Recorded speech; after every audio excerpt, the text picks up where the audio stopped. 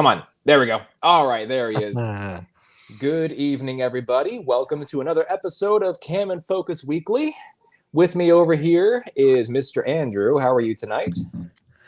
doing good, doing good. Good, good. Glad to have you here. And down here below is Mr. Dave. How are you? I'm good. All right. How's everybody's weekend been? Too short. Yep. But short work week, so Yeah. It's true. 6 of one, half dozen of the other. Yeah, I gotcha. Well, if you missed our stream last week, we covered the first two episodes of a series that's very special to me called The Dark Knight, which, thinking back on it now, you know, they have that spiel about how he's pure of heart and whatnot. So what exactly makes him a Dark Knight? I mean, I don't know. Whatever. But go check that out on the channel if you haven't. It's down over in the live tab. Tonight we're kind of going, back in time here. We're talking about Flight of the Navigator from 1986. It almost feels like we're going back in time, like say 8 years. Yeah, right, exactly. Now, the Flight of the Navigator came out in 1986, and it was a movie that Dave had actually brought to my attention. I had honestly never even heard of it before he told me about it, and this was a long time ago. I don't remember exactly when you had brought it up to me the first time, but I mean, it was for something completely unrelated. But yeah, I finally got the chance to sit down and watch it, and this was, like I said, a first time watch for me, and I enjoyed the heck out of it. Not gonna lie. How about you, Andrew? Was this a first time watch for you too?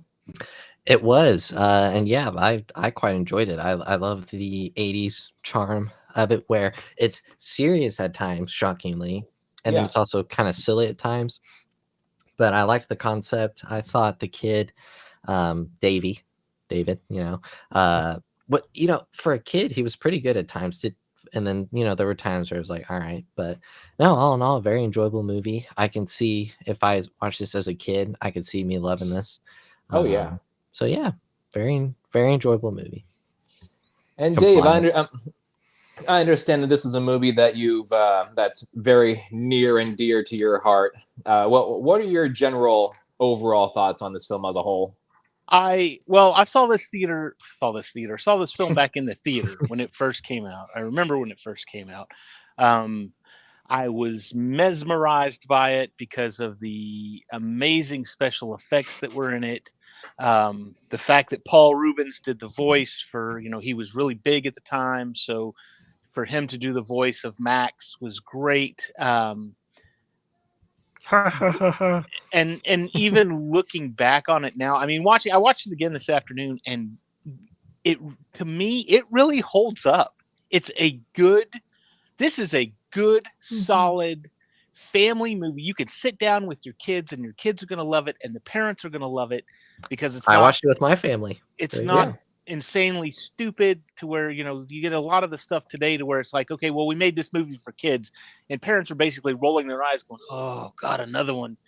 And the kids are like, yeah, we love this. But you turn on something the parents like, and the kids are like, ugh. Now this is one of those movies that this was Disney to me in its prime. You're making movies that are family movies that are designed to appeal to both the moms and the dads. There's no political agenda involved. It's just a good, down-to-earth story. There wasn't even a bad guy in this movie. There was no villain in this movie. Right. That's how pure and innocent this was. I mean, maybe the NASA guys, but they're just they're trying to help them. Yeah, they're just curious. This is something they've never done before. They're doing their job. There you go. But this was just complete, and they weren't like violent about it or anything, other than the one that they've got guns, and then they flew off.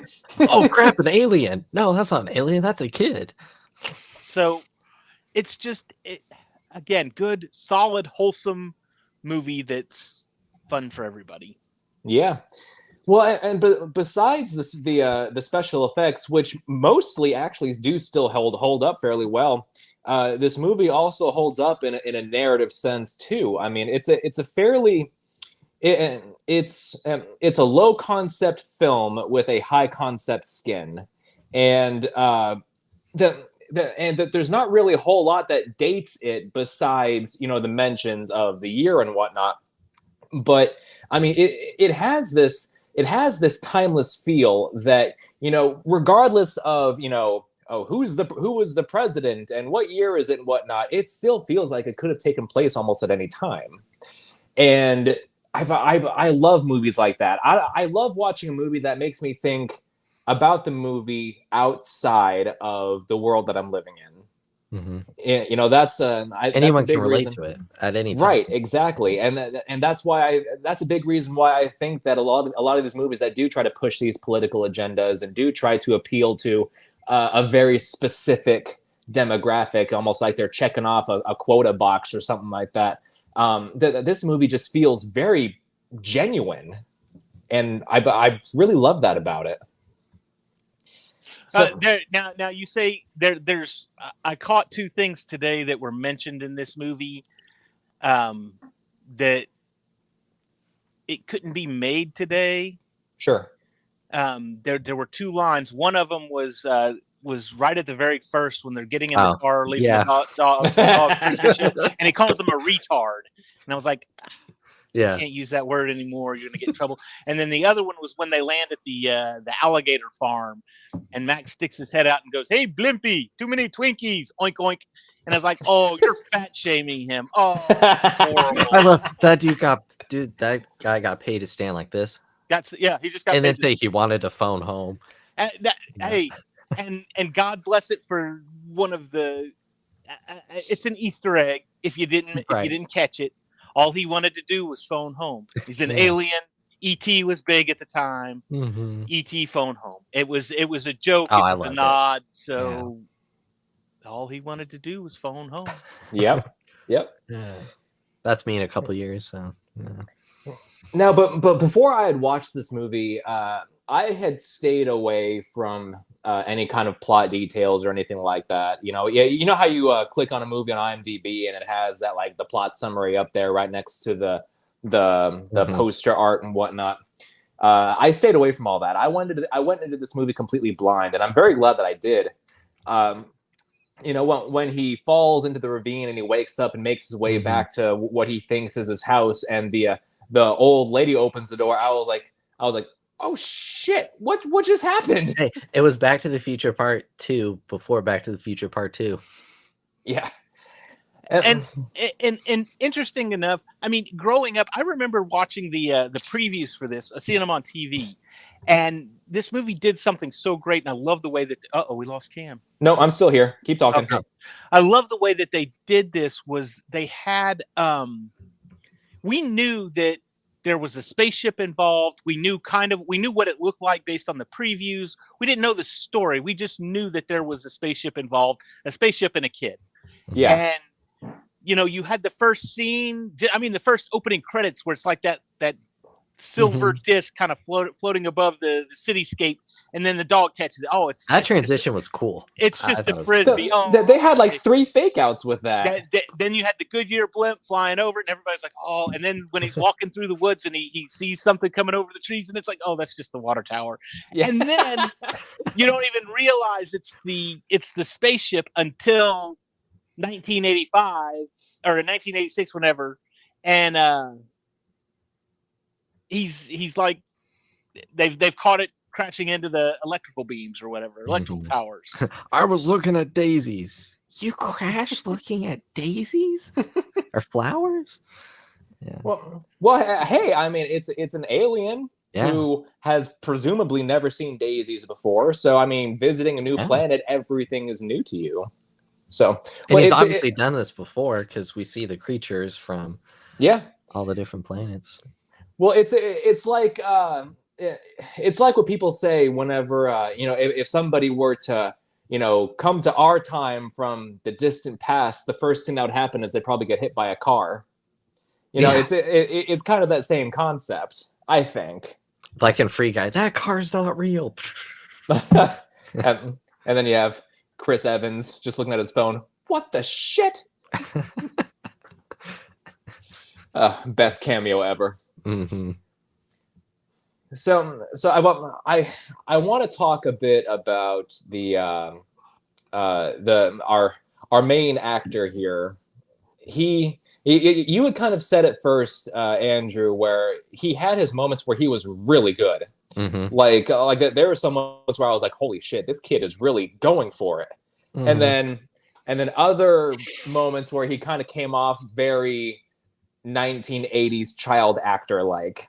Yeah. Which I wish there was a better term that I could assign to it, but saying everything with a really high-pitched voice and a whole lot of this in your inflexes and intonations. and I want to see my mom and dad. I laughed at a few lines where they weren't even funny lines. It's just the way that he said them. I was like, child actor. Yeah. Well, and I love this has nothing to do with his lines, but you could tell when they cut shots because there'd be some scenes where his hair is like flat. And then other times it's like puffy. It wasn't. It's not just. I think there were some shots where they had to do reshoots. Yeah. Because in some scenes his hair was styled like not just flat and then all of a sudden it's poofy again. It was like styled completely different. Like almost like, okay, well, I'm working on something else, but I'll come back and reshoot these couple of scenes. I thought that was funny because it's the scene where he's flying at the end. Yeah, and it's like it's where he's going back in time. Yeah. But anyway, that has nothing to do with performance. I just thought that was funny. Yeah, but it's a very common principle in filmmaking. Mm-hmm. Performance over continuity. Yeah. Like that happens in Infinity War with Peter Parker. Yeah, well, with Tom Holland's hair. He says you can't have a friendly neighborhood Spider-Man if there's no neighborhood. And then the next shot, his hair is like completely different. And sometimes a good editor can put it together and make it not noticeable, and other times it's just so bad. Like a good example, The Last Samurai, one of my favorite films. There are some continuity errors that like are just really, really noticeable, especially if you go back and watch it and you're actually looking for it. There's I don't know how familiar you are with the structure of the film, but there's a scene after Tom Cruise is given his assignment. He's in Japan. He's sitting down. He's studying the samurai, and the British guy who has been living in Japan is talking to him about how the samurai work and whatnot. Mm-hmm. And Tom Cruise, the sergeant, is standing there with a drink in one hand and a cigar in the other. And his hand that's holding the cigar alternates up and down on a chair, up and down on a chair. Just like subsequent shots. Like there's no way that you can explain that away in universe somehow. And so some people look at continuity errors like it breaks the entire movie. I just look at them as fun things to point out. Yeah, it's fun to notice. Yeah. So our main character returns home to find out his family is no longer there. And this was one of those moments where I was like, okay, this kid's going for it, where he kind of like just collapses on the stairs and he's begging to know where his mom and dad are. I was like, that's a very human, childlike response. And like he it's all, everything is just hitting him from all angles, and he just the first thing he does is just collapse and curl up. Yeah, definitely. Well, and I love, you could tell him that. Sorry. Oh, I was going to say, because he did the same thing too when he finally found his parents, when the police brought him to his parents, and he looked at them and they're old and they're all like, "Oh my gosh, it's you! I can't believe it's you!" And he doesn't know what shock went into shock and just passed out. I mean, that was a lot, because all of a sudden, you just, everything you know is wrong. So, well, whenever I saw the parents come out, to be honest, I didn't recognize them at first, and so I actually had to go back. Well, the dad I did. The dad was easy enough. He just the mom I didn't recognize. The mom's hair changed and everything else, and so that was. So I actually went back and looked at what they looked like at the beginning of the movie, because I'm thinking to myself, like, did he go into another timeline where he has different parents? Or I thought maybe like him going missing, maybe his parents got divorced. They're like, we can't handle this, Oh yeah. Sometimes, It's like- sometimes that does happen with tropes and stuff. So Yeah, it's like, well, where did mom go? It's she moved to Missouri. This is Rebecca. You know, This she's is new mom. yeah. I know it took me a while. I really thought that like there was some kind of divorce or something. Yeah. No, they Yeah. did a very good job of aging them without Yeah. without the Yeah. age. Without, Believably, yeah. yeah, Yeah. we're not in a computer age where we can just Yeah. go in and digitally age people now. So, or Well, I looked de-age it up. This movie had a $9 million budget. So no, Which so is- by today's standards, that'd be probably about 40 million. But I don't know if that was the 9 million was adjusted for inflation or if that if it was 9 million in 1986. But either way, that's quite impressive what they were able to do with special effects, and then the other half went to the Beach Boys song. So, yeah. Yeah, they didn't have to pay top dollar for Sarah Jessica Parker in this one. This was before she was really famous. Yeah, I kept thinking that he was gonna go. David was gonna go. Hey, I'm 20, just so you know. I mean, yeah, you know? he could have. It's that was something that was a little bit off-putting, and that's Yeah. one thing that kind of aged the movie for me is whenever Sarah Jessica Parker looks at him is like, you know, you're really cute. Has anybody ever told you that? And I'm like, oh My my mom, god, this woman's like 24. And he goes, my mom has, but I don't think she counts. I don't think she counts. And I'm like, David, I relate to that, but all right, come on. Now everybody knows Sarah Jessica Parker from Sex and the City. I know her from a movie. I don't know her from that. Well, I know her from a movie from 1992 called L.A. Story, starring Steve Martin. That's kind of a more obscure one. I haven't met anybody who's seen it before, but that movie is hilarious, and she's one of the main. She's sort of a main character in it. Yeah. Now, Yeah. one of the ones that always got me, and I only know this because, like I said, I saw it in the theater, and the big name when I saw it was Howard Hesseman. From he played the NASA doctor, and he was the radio DJ on WKRP in Cincinnati. Oh, And okay. so I was like, okay, that's where I knew that. I was like, and as a kid, I'm like, oh, I know that guy. Where do I know him? Oh, he was on WKRP. I know that. All right. Never even heard of that. Well, Okay, go watch. There's one about a turkey drop. I'm just gonna say that. Google WKRP and Google turkey drop, or YouTube them or whatever, and just look at them. And that's like one of the funniest episodes. And you see T-shirts and stuff about it. Oh, okay. Well, and I didn't realize until I looked on the IMDb page that this movie is directed by Randall Kleiser, who directed Grease. So it's interesting, you know, looking back on these older films and looking at who was involved in the making of it and seeing other projects that you're familiar with that they were involved with. It's like he also directed the movie The Boy in the Plastic Bubble, which I think yeah, I mean I think that movie is just I love it. It was I don't think I've watched seen it a lot as a kid. It's I guess Bubble Boy kind of remade the movie, right? In a sense, or they took the idea. I'm not sure. I never saw Bubble Boy. It's a kid that he's a kid that has I love the name. what's the name of the disease? He's got some kind of disease which makes him very susceptible to. He's got an autoimmune deficiency, so if he gets sick, it could likely kill him. So he literally has to walk around not in a literal plastic bubble, but like he's got to wear these special suits and everything else, so he doesn't breathe the air that could theoretically kill him. Well, and Cam, you talking about people working on this movie. One of the best parts in the movie, in my opinion, is the score with Alan Silvestri. I thought it was pretty good. Very 80s score on this one. Oh, well, yeah, for sure. But it was pretty good.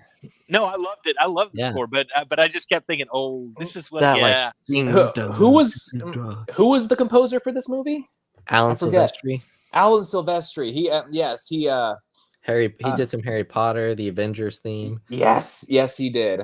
Oh, of course, tons of others that I'm blanking on at the moment. Well, he's fairly large as far as. As soon as I saw his name in the credits, in the opening credits, the first thing that I thought of was the Avengers. I was like, oh, I know that guy. You're like, you didn't say that when you saw saw Sarah Jessica Parker pop in the opening credits? Yeah. Oh, I know that guy. Well, girl. Yeah. How do you know what she identifies at this year?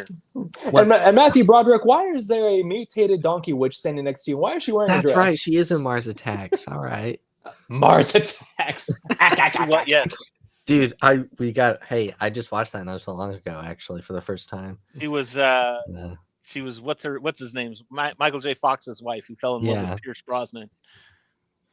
But, you know, another one of my favorite, actually, I thought one of the more well acted scenes in the movie with David was when he's brought to NASA to his room, and he's got a remote. He's like, doesn't know what a remote is, and he's learning all this stuff, and he's talking to Sarah Jessica Parker about like bands and, hey, why isn't Starsky and Hutch on? She's like, that show's been canceled for years. He's like, what?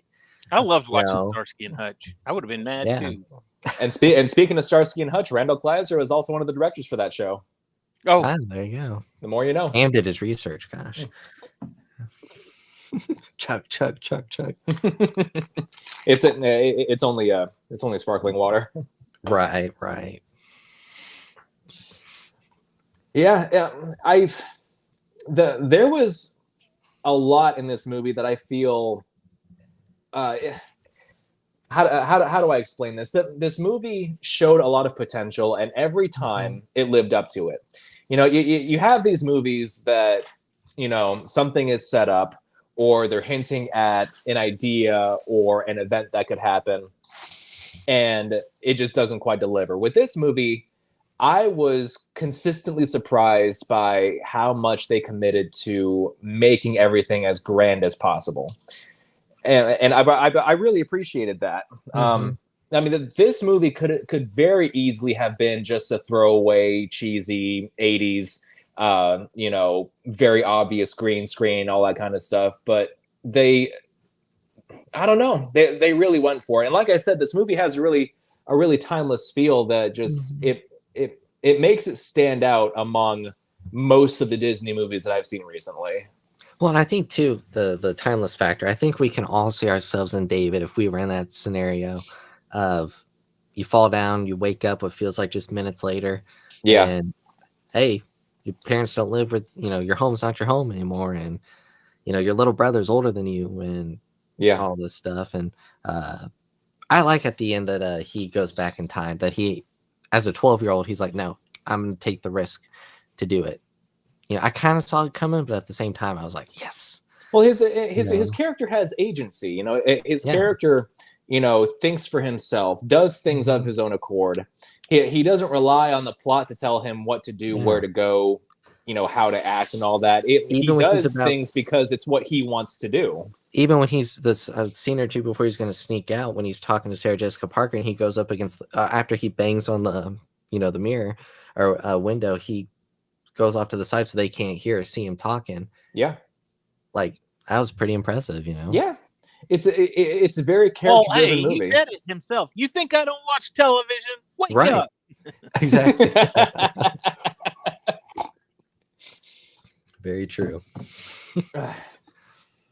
So he finally gets the chance to meet with Max, who is this I guess semi-sentient aircraft of Wall-E. spaceship. Yeah.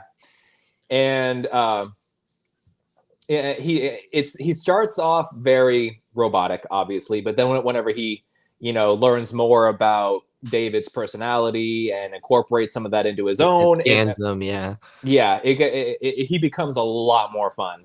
But I will never, I can't think about this movie and not think about the first word that comes to my mind: compliant. Yes, compliance. But I love when he's like, I've never done the scan before, you could die.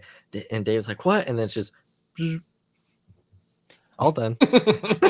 Something else too, you've got this after he does the scan, and I really liked this too, because you're dealing with a robot. It's again a sentient robot. It's a robot. It's an alien robot, and that's you think, oh my gosh, it's just a robot. But then, and he gets really silly, and you laugh with him, and you have fun.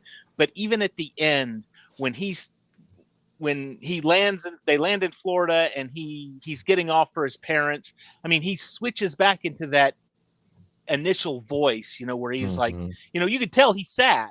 He's Yeah. telling him goodbye, David. And he says David. He doesn't call him David. He says David. Mhm. He's back into serious mode because this is he's not just a robot. He's got feelings.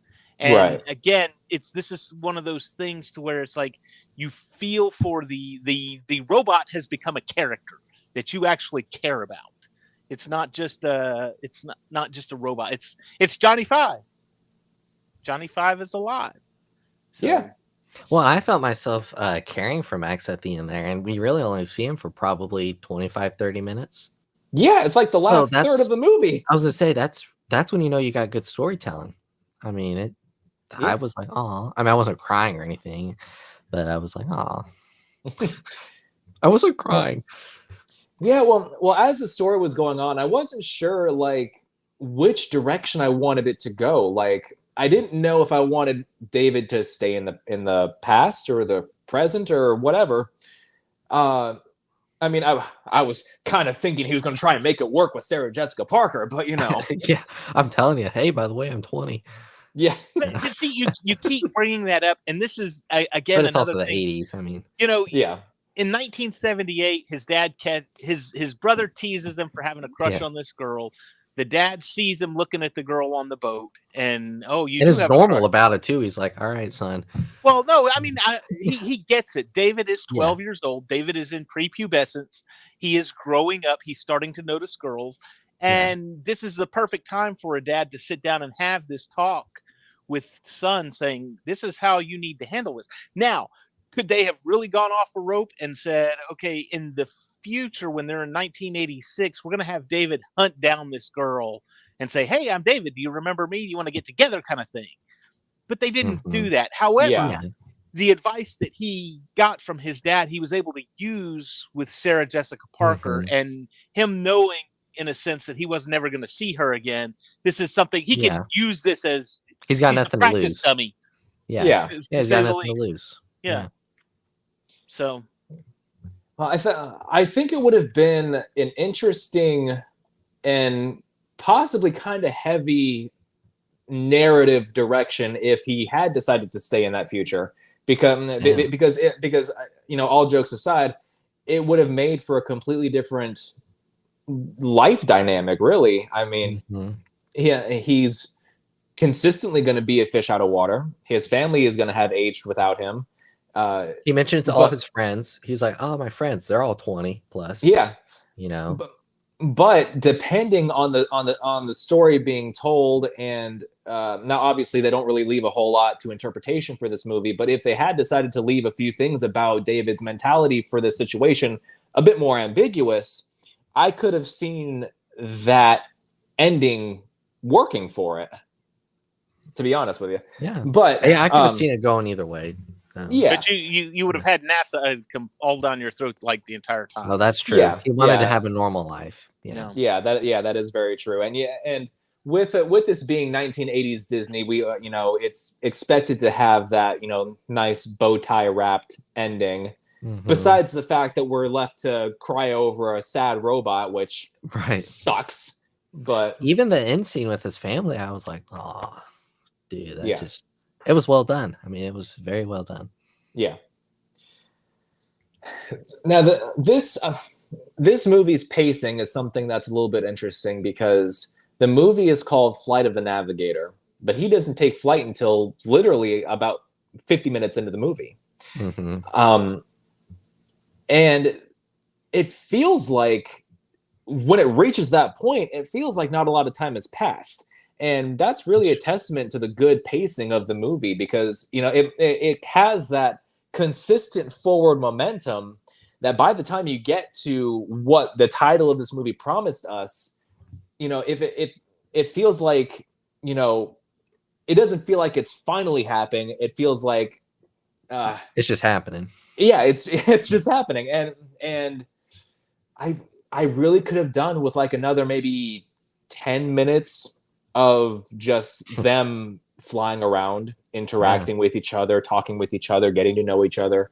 But I'm sure there's a a director's cut on the Yeah. black market somewhere that what I has like like, all dude- 3.5 hours of everything that got put on the cutting room I was gonna floor. say if this movie came out today, it'd be like 3 hours easy, 2.5, 3 hours. But I like that. Like, I mean, within like when we're on the ship, the little time that we are, you get the lore of, all right, he's from this planet. He's stopped clearly at 6, 7, 8 other planets because he's got these creatures. So I like that you get a little bit of understanding. You're not left to be like, where's he from? What's he doing? Yeah. Yeah. It's there was just the right amount of world building there. I mean, they could have easily had like a 15-minute exposition dump about A flashback to him. Yeah, flying through, exactly. Where is he from? What is he doing? Why is he doing it? How long has he been doing it? For whom is he doing it? And then There's an old guy running from a spider. Yeah, exactly. But they went the route of giving us just the right amount of information that pertains directly to the plot, but leaving enough open to where we can interpret for ourselves and kind of read into the circumstances and imagine for ourselves what the bigger story is. And that's something that I really love. It's something you see that a lot in Studio Ghibli films like Spirited Away, Howl's Moving Castle, Ponyo. Those movies are known for something called soft world building, where you have all of these fantastical things that are happening around you, but the only information that you're fed is about the plot and how those fantastical things relate to the plot. We don't know why they're there. We don't know what other forces are at work. We don't know like how the world works. We just know that this character is in this world, and this is what the world is doing to make this story happen. Yeah, you're getting enough to enjoy the story. Yeah, without feeling just like I got to process all this. Yeah, I like soft world building a lot, actually, because I am a fan of movies that can convey a story with minimal exposition. Like the biggest freaking culprit of bad exposition. Right. I don't know if you guys have seen Silent Hill 2 or Silent Hill Revelation. Never even heard of it. Good. Let me look it up though. The first Silent Hill is decent for a game adaptation. It's There's not bad. 3 movies. Oh, video games. Never mind. But there's but 3 movies based on the video game. Yeah. Oh wow. But Silent Hill Revelation is the script is awful. Like it's so awful. You have this. I'm thinking of a scene here. You have this urgent situation where the 2 main characters are in a motel room, and the world is transitioning over to Silent Hill, so the walls are melting away and creepy stuff is starting to come out, and the world around them is just deteriorating. And while the camera is revolving around these characters and taking in their reaction to it, they spend about 3 minutes while the world around them is melting away with her asking him a question, and he answers in the most long-winded way possible. And she asks him a question, and he answers. And meanwhile, they're going, oh God, what's happening? For like 3 minutes. And 3 minutes doesn't sound like a long time, but when you're watching a movie. Hey, the montage in Kroll is 3 minutes. Oh, the mountain climb. Hey, for a movie with 8% on Rotten Tomatoes, it has a surprisingly very impressive cast. What's that? Oh, Silent Hill Revelation? Yeah. Yeah, well, you have Sean Bean, you have Kit Harington, Carrie-Anne Moss, Malcolm McDowell. Oh, yep, I remember him. He was like the demented grandpa or something in that movie. Yeah, so you got quite the names there. Oh, I'm guessing Sean Bean dies. I'm just guessing. Sean Bean doesn't die, but he ends up trapped in Silent Hill, so basically dead. I don't even know what that is, but there you go. But to be trapped in Silent Hill is basically to be trapped in like a hell dimension. So you're as good as dead. Yeah. All right. So there Sean Bean. All right. next 3 weeks will be Silent Hill, Silent Hill 2, Silent Hill 3. I don't wanna. No, I don't want to either. I will say though, I would watch Silent Hill Revelation over Artemis Fowl. You would watch anything over Artemis Fowl. I would watch Grass Grow over Artemis Fowl. You would watch. I won't say the name. I have agreed to never speak its name again. We have to go one stream without mentioning the name. I haven't. Let's have this be the one. Weeks. No, I haven't said the last couple weeks. And here's the thing: only you and David know what I'm talking about. Unless people have watched that specific episode, this means nothing to them. They just they have no idea. God, it's. I'm gonna chase something and shoot my gun up instead of at it. You know, while girls popping. You know. Yeah. Different. Oh my God. Yeah. Different movie, same idea. Oh man. So now, I want more of this movie, and it's a one-off. You know, I don't think there were any sequels or anything or any ancillary material made for it. Could have been I could have very easily, as I was watching it just this afternoon, I very easily could have seen, this. I'm surprised this wasn't like a 90s Saturday morning cartoon show carrying on like that, or even a TV series. And I'm glad they didn't. I'm glad they did not ruin it that way. So, well, and maybe I'm speaking from a current time frame, because I agree with you, Cam. I could have used I could watch more of this, but at the same time, you know, we live in a time where it's sequels, everything's a franchise or a remake or a reboot. Yeah, watching kind of like, okay, I'll reference The Last Starfighter. I think that's okay. Watching a movie like that, that's a one-off, you get a nice full story in an hour and a half, hour 40. It's kind of just satisfying because, like David said, they could have done a sequel even 10 years later in the late 90s. But it's almost like when I'll reference it because it's referenced in the movie E.T. I know they worked on an E.T. sequel. Spielberg tried to write a script and he wasn't happy with it, so he was like, we're not doing it. Instead of giving us a movie, and we're like, well, okay. Yeah. So I'm kind of glad that they just left it as is. Yeah. Now, if there's a director's cut out there that's like 2.5 hours, that's fine. But, you know, it's all the like the really unedited footage. You know, it's all the green screen of him going, wow, I've never seen so much green in the whole galaxy. Oh my God. Yeah, well, if you think about how movies are made today, the big majority of movies are made to set up other movies, to set up sequels, to set up a universe or something like that. And it's been a plague for the last 15 or so years. And I saw a meme one day that said, if Lord of the Rings was made today, and it's like the first movie is the war for whatever. The second movie, Aragorn. The third movie, Frodo. The fourth movie, Sam. All the way up until like the Fellowship of the Ring is like the seventh movie. Yeah. I can't stand that. I really can't. And don't get me wrong, when it's done right, I don't mind multiple sequels if the story warrants it. But if you're just throwing movies out there just for money, cash grab, or it's like, okay, we've seen this done 8, 9, like, okay, Predator. Matrix. I just watched those movies for the first time. None of them are direct sequels, and really they're kind of all the same plot. What is it? Predator. They're really all, when you think about it, it's the predators on Earth. All right, the group of 6 people are fighting this other group of like 6 people, and the 6 groups, 5 of them are going to die, but the main character that we first meet will live through.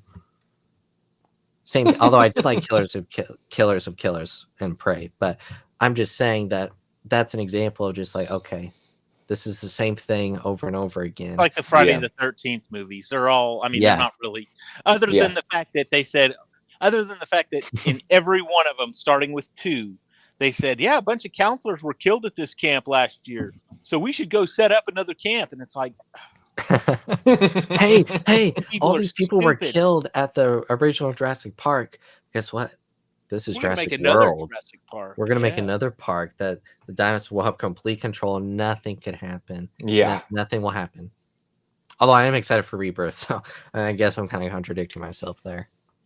Well, another franchise that does that. I mean, you mentioned Friday the 13th, Halloween. Yeah. You know, Scream. it's Halloween night. Michael Myers shows up and slowly walks towards people and kills teens that are having sex. Yeah. Or doing drugs. You got to. They're doing drugs. Final too. Destination. Final Destination 2 is the exact same thing as the first one. Literally, it really No. it's the same thing. All those Fast and Furious movies were all pretty much, Hey, Vin we Diesel got just something announced that needs today. to be done. Needs to use fast cars. Let's do it. Vin Diesel, and I haven't seen the Fast and Furious movies, but Vin Diesel announced today that Paul Walker will be returning in the final movie. Bullshit. I know. Paul Walker's dead. How, I know. Like, how? I don't know. And They're that gonna could have been dig a him joke up? by Vin Diesel, but maybe it's They're gonna get a necromancer out there and raise the dead. someone joked today that it was like Klaatu, Barada. oh my god. Saya. This is See, my that's something we can mistake. reference. Oh God, I For love sale Army of on aisle Darkness. 12 at S Mart. When you want to shop smart, shop S Mart. You got that? We got to do Army of Darkness one day. I love. I saw that at movie. Walmart the other day. I guess I got to get it. No, Oh, jeez. no, you need the old one. You don't need the remake. Oh yeah, no, it was the There's- old one. It said okay. director of Evil Dead and Spider-Man. All right. Yeah, Wait, don't get that there's a one. remake of Army of Darkness, Hey, it was in not just Evil Dead. it was the older movie section where the Blu-rays are like $8. So I think Yeah. so. I don't think it would have been the remake, although I didn't really look at it. Oh, maybe it was just the Evil Dead. But even still. Yeah. Yeah, I don't think I would ever want to watch a movie in which Vin Diesel's the main character. I mean, because he's one of those gimmick actors. He has Mhm. no range. Yeah. So, Pitch Black was pretty good. I mean, last Pitch Black. last Bloodspot. That's what I'm thinking of. The Last Witch Hunter. I haven't seen any of those. Well, see, but Vin Diesel's one of those actors who gets paid to look imposing. Groot.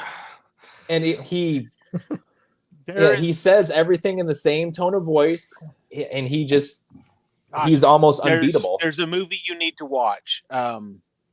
That's just God. Is I it can't. is it I Tooth can't- Fairy? No. No, Or is it the pacifier? Is it? I think it's the pacifier that it's Pacifier? not Yeah. that one. Oh, he plays in the third movie in one of the all-time best trilogies. It's called the X trilogy.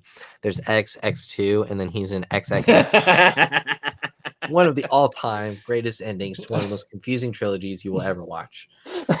I've watched this trilogy 5 times. I don't know what's going on. It's like people that watch Force Awakens, Dark Phoenix, and then Aladdin because all the posters are like the same. Oh yeah, those Disney-fied posters. Yeah. Oh, I think that's it. Hang on. You could argue that he's part of the VDCU, the Vin Diesel Cinematic Universe. Oh my God. All of his characters are connected. All of his characters are the same.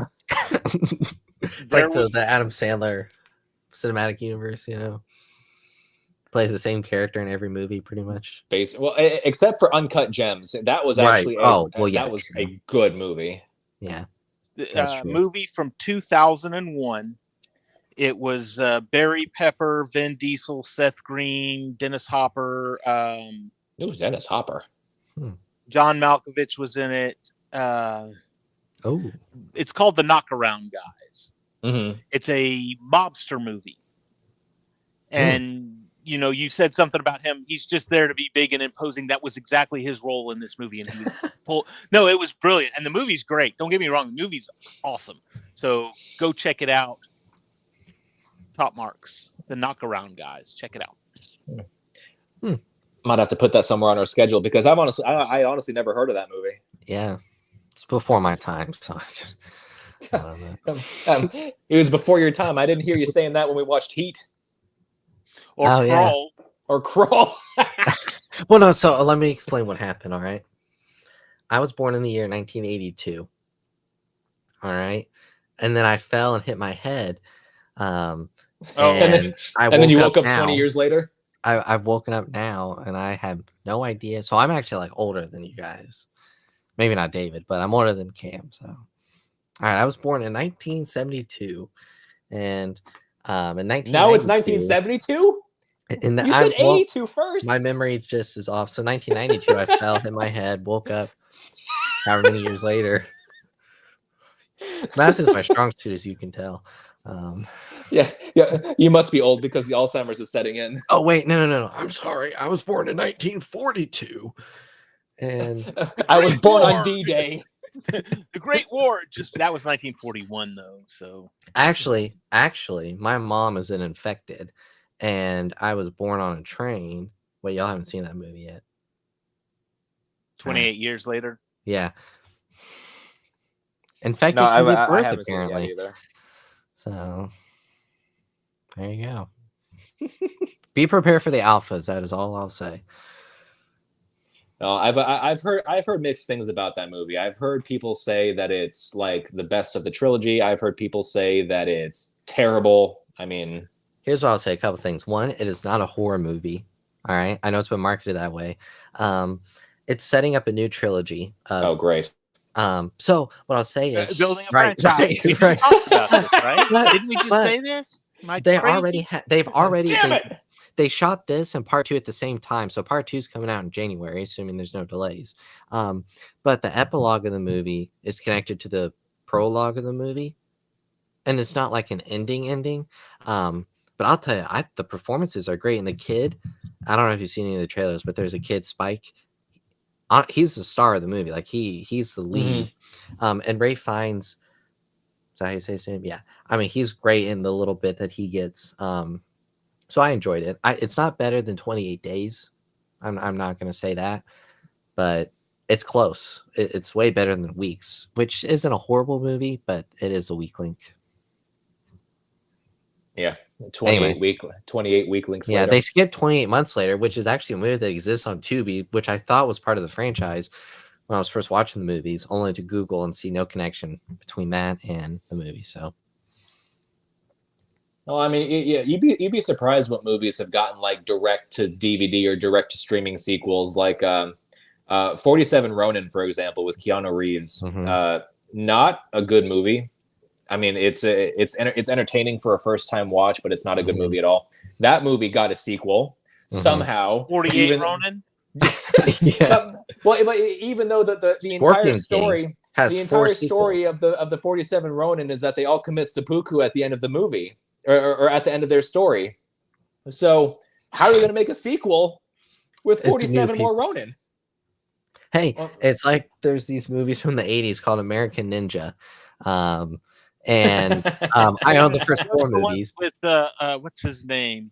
It's like Michael Dundikoff or something. No, that's not who I'm thinking of then. I can grab it because I own the first 4, and apparently there's a 5th one without him. I'll show you. I found him at my thrift store. That's the only reason why I bought him. I think it was the. Actually, I think I'm thinking of the. All right, this is the first one. It's literally the Last Samurai story. Okay. So he goes. So the tagline is, "The deadliest art of the East is now in the hands of an American." Oh God. He's a soldier, and he goes to like the ninjas, and they wear the typical ninja outfit where you just have the eyes open, like just here with the mask. He wears that, and it's like they can't tell that he's American. He's got the round eye. Yeah. There's a part where like to show off his strength, he just like breaks the stick. What is?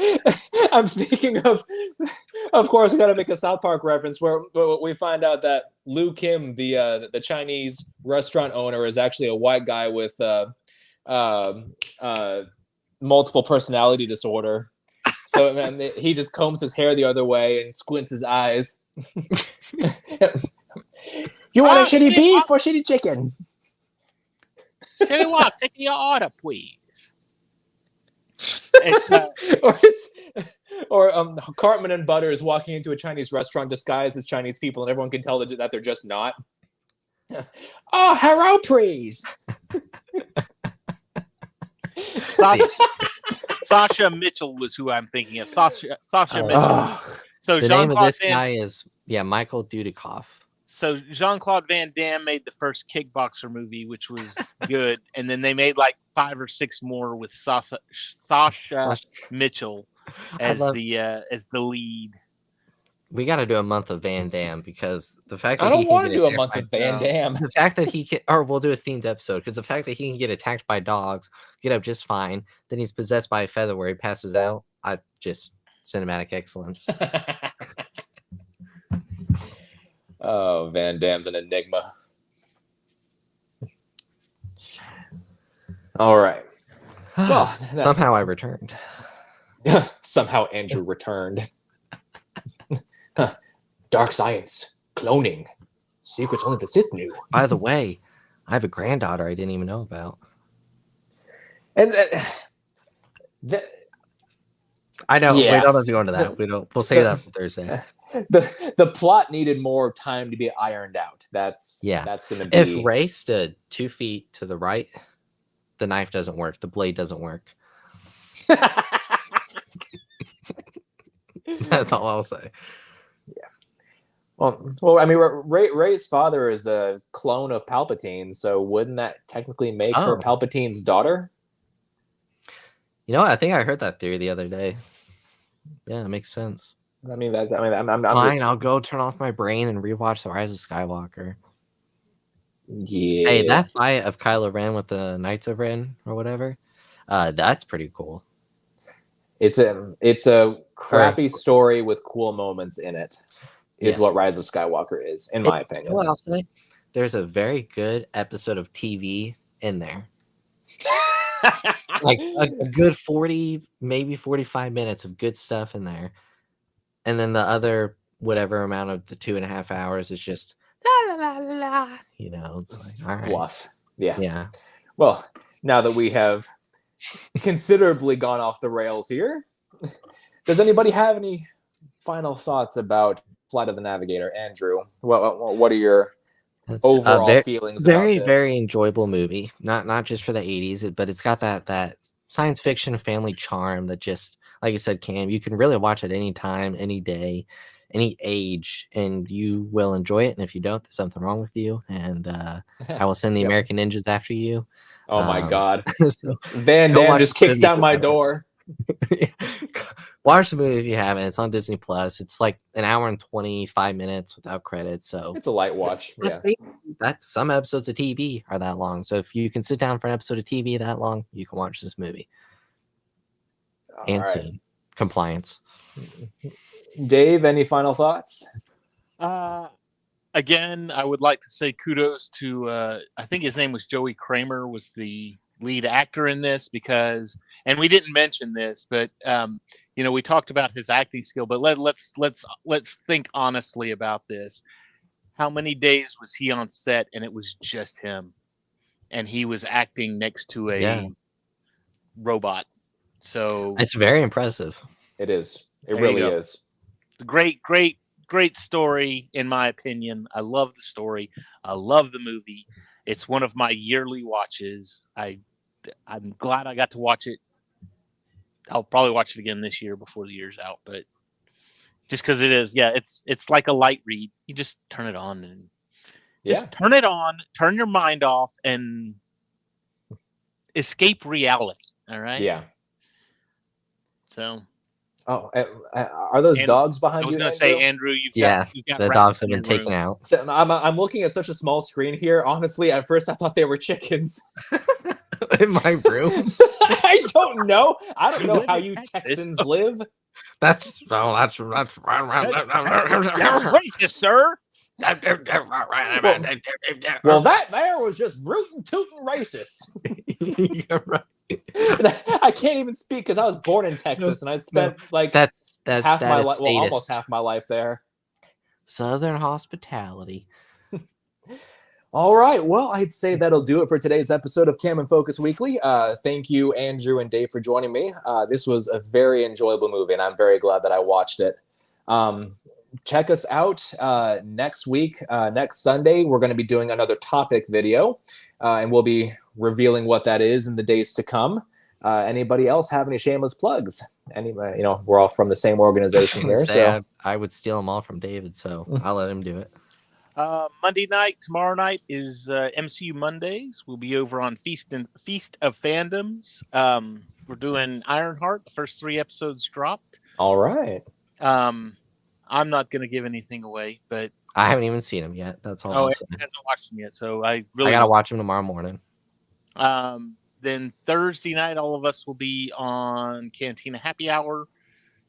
We're talking Bombad Jedis. Or Bombad Jedi. So we're in the Clone Wars. I do know that the Sith Dominion will be going live this Tuesday after a 2-week hiatus. I think we will be discussing, I should say, top 5 worst moments from each trilogy, such as Luke saying to Han, "You don't believe in the Force," literally 20 minutes after he learned about the Force. But anyway, that's what Dana said in the chat. I'm not saying I agree with that, but that's what Dana said. I'm just putting that out there on record for the, so that's what we'll be discussing over on the Sith Dominion YouTube channel. All right. That's all I got. Okay. Well, thanks again for joining me. Everybody, like, subscribe, support the channel. Subscriber celebration thing. It's funny. I was thinking about that earlier today. We had hit 50 subs, and I haven't done anything to celebrate it yet. Yeah, it's all right. I mean, the moment's passed now at this point. Yeah. So I'll have what? How about this? Get us to 100, and there'll be a huge celebration. I don't know. Yeah. I mean, if I can get to 100 subs, then I will absolutely think of something crazy to do for a stream. I would say shave your head, but I mean, I don't want to shave my head. I'm actually on oral medication to have my hair grow back. So I got my dad's handy dandy jeans. I didn't Dave want to will be just shave his mustache, so he's got just the beard part, the chin strap. Yeah. No. What I'll do is I'll shave this part off, so I've got a Van Buren going on.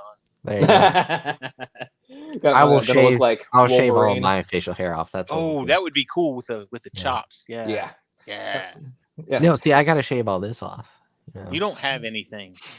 I was gonna say, Andrew would say, "Yeah, I shaved my facial hair." Oh yeah, just the one, huh? Yeah. Took 2 weeks to grow that out. Pluck it out. Exactly. There. Yeah. All right.